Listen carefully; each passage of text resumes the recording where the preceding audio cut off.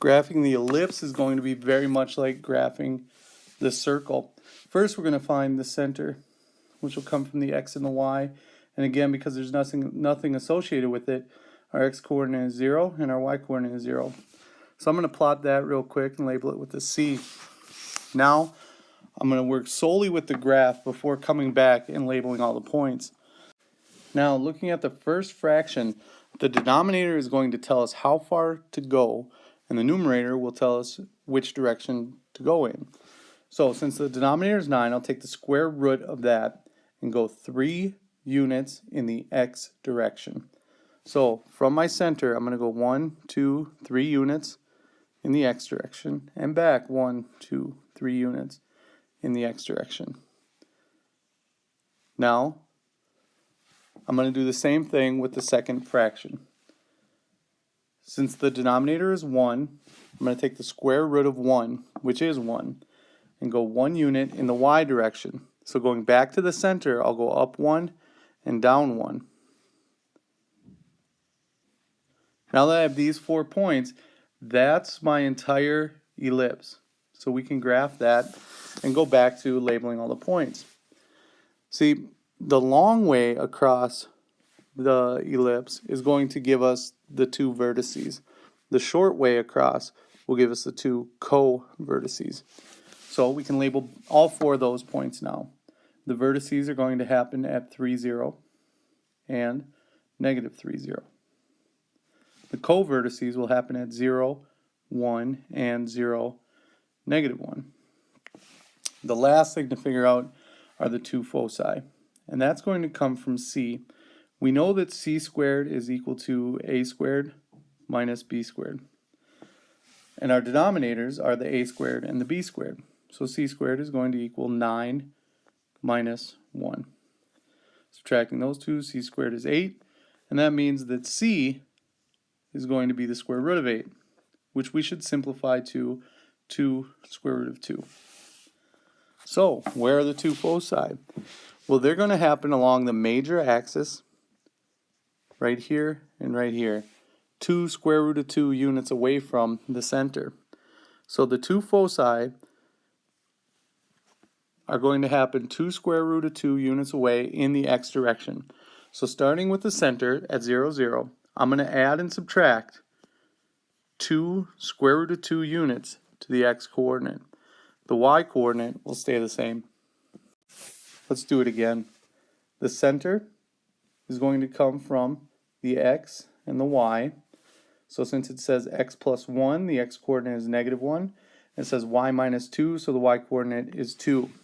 So I'll plot negative 1, positive 2 as my center. Then, from the first fraction, I'm going to take the square root of the denominator, which is 4, and go 4 units in the x direction. 1, 2, 3, 4. And 1, 2, 3, 4. From the second fraction, I'm going to take the square root of the denominator, 1, and go 1 unit in the y direction. So from the center, I'll go up 1 and down 1. And here's my ellipse. Again, now we can label the long axis as the vertices and the shorter one as the co-vertices. Those vertices are going to happen 4 units to the right of the center. So if I started at the center and added 4 to the x-coordinate, I get 3. And the y-coordinate stays the same. If I take that same center and subtract 4 units, I'm at negative 5, 2. Similarly, for the co-vertices, it's very easy to see the bottom one is being at negative 1, 1. And the top one, that'll have the same x-coordinate of negative 1. But I'm going to add 1 to the y-coordinate of the center. So instead of being at negative 1, 2, now it's at negative 1, 3. And again, we have to calculate the foci. So c squared is equal to a squared minus b squared. So 16 minus 1 makes c squared equal to 15. So c is the square root of 15. And since the major axis is horizontal, that means I'm going to add and subtract that square root of 15 to the x-coordinate of the center. So start with the center at negative 1, 2, and add and subtract the square root of 15 to the x coordinate, leaving the y coordinate alone. All right, one more. In this one, x minus 1 squared over 4 plus y minus 2 squared over 9 equals 1. The center is going to be at positive 1, positive 2. So 1, 2. Then from the first fraction, we're going to go square root of 4, which is 2 units in the x direction. So 1, 2, 1, 2. And from the second fraction, y minus 2 squared over 9, I'm going to take the square root of 9, which is 3, and go 3 units in the y direction. 1, 2, 3, 1, 2, 3.